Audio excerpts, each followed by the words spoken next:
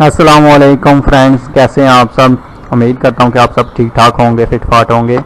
तो आज मैं आपको इस जगह का विज़िट कराऊंगा। ये एक बहुत ही बड़ा और ज़बरदस्त ब्रीडिंग फार्म है। तो आज की वीडियो में मैं आपको यही दिखाऊंगा। तो चलें वीडियो शुरू करते हैं। तो सबसे पहले मैं आपको ये दिखा रहा हूँ, जो ये इन्होंने एक डॉग भी रखा हुआ है, बहुत ही ज़बरदस्त। और इसकी भी ये ब्रीड लेते हैं, लेकिन ज़्यादातर इनके पास जो है अच्छी वैरायटी के पैरट हैं। जैसा कि ये आप देख सकते हैं, है बहुत दूर। ये ब्लैक,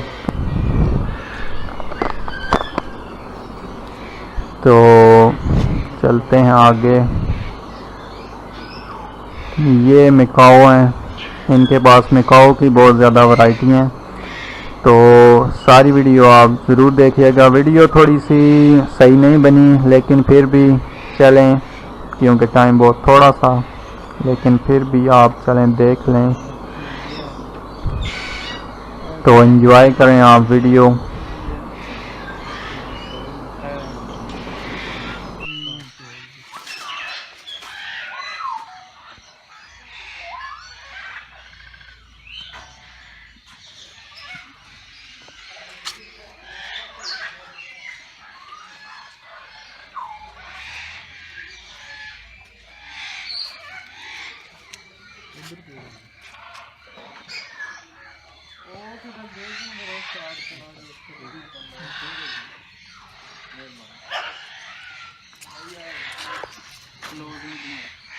उन्होंने पहले बना लिए बैच।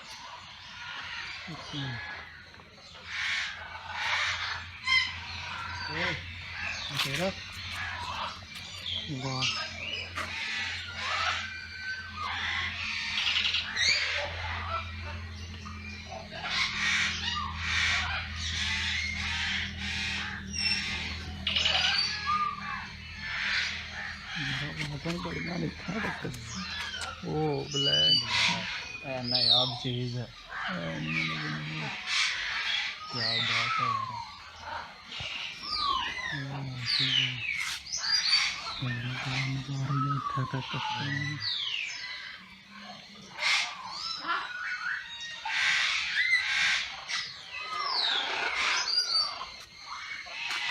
बैठिए।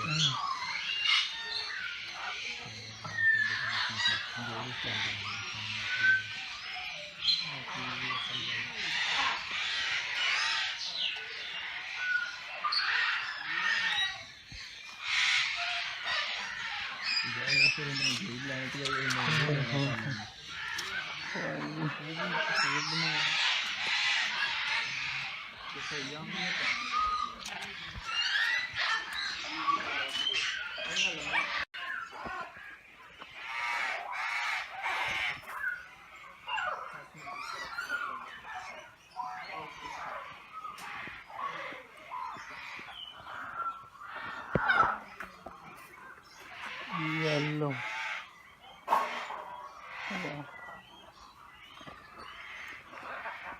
बनाते हैं ये जो बना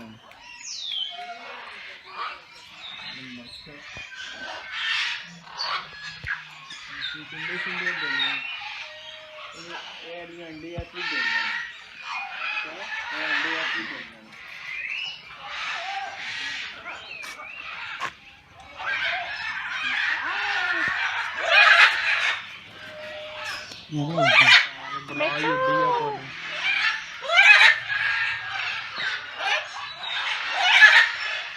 वाइट भी काम करो। आवाज बहुत ही चला दिया मेरी फोन पे।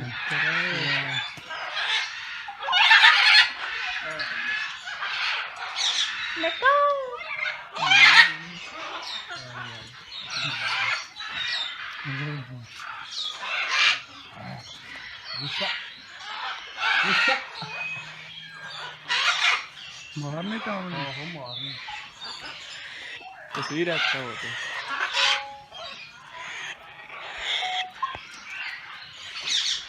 मेरे ख्याल मादी होनी ठंडे ठंडे दिखते हैं।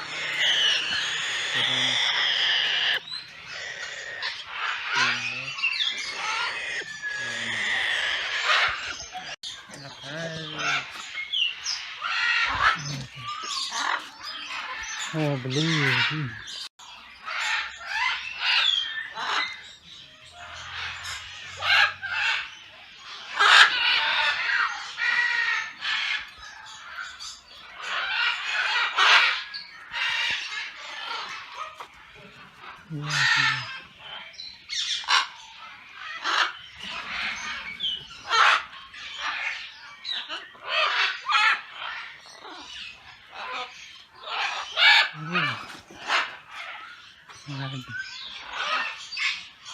Akta.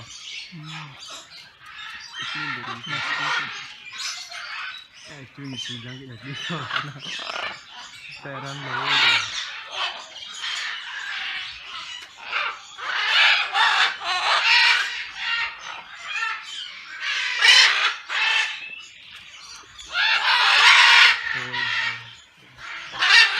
ज़्यादा ना क्या होना ना इधर लाओ और ना लेना बाकी ना बड़ा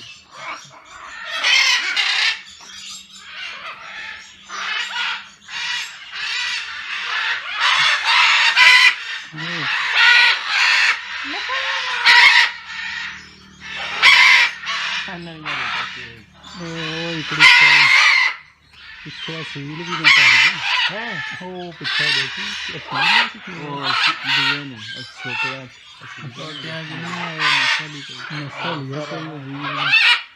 सीला आ रही है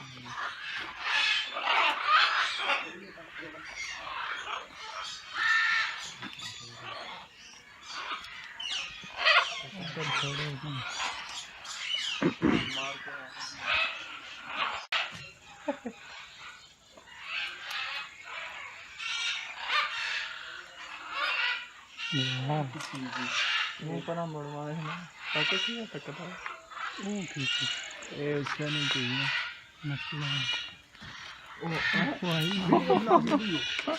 मच नहीं आया मचना नहीं है तो जे हथ निकल जाता कप छोड़ा है बाकी वो जड़े नहीं उसने भी दसने ने मारने वाले ऊपर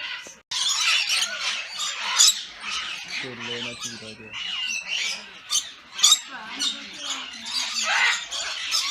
सप्पा तो वैसे ना डरना सप्पा नहीं कोई टाइम से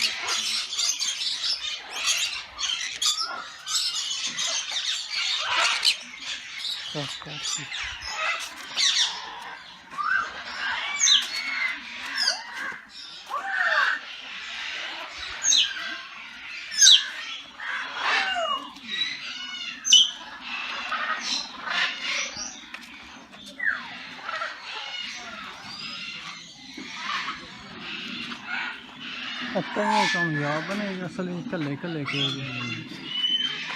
ब्रीडिंग यहाँ निकल रहा है अभी पता ही पॉडकास्ट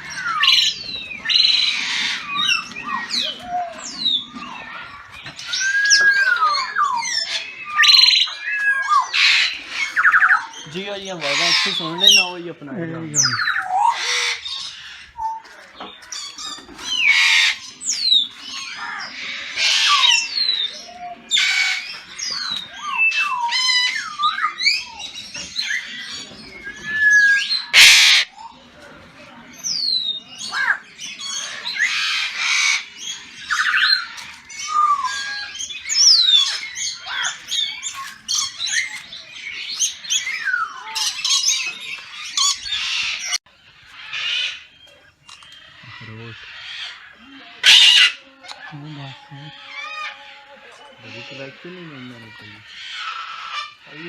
कमाई थले वाला पोर्शन बिल्कुल खाली ओ चा रखा है बड़ा सीन रखे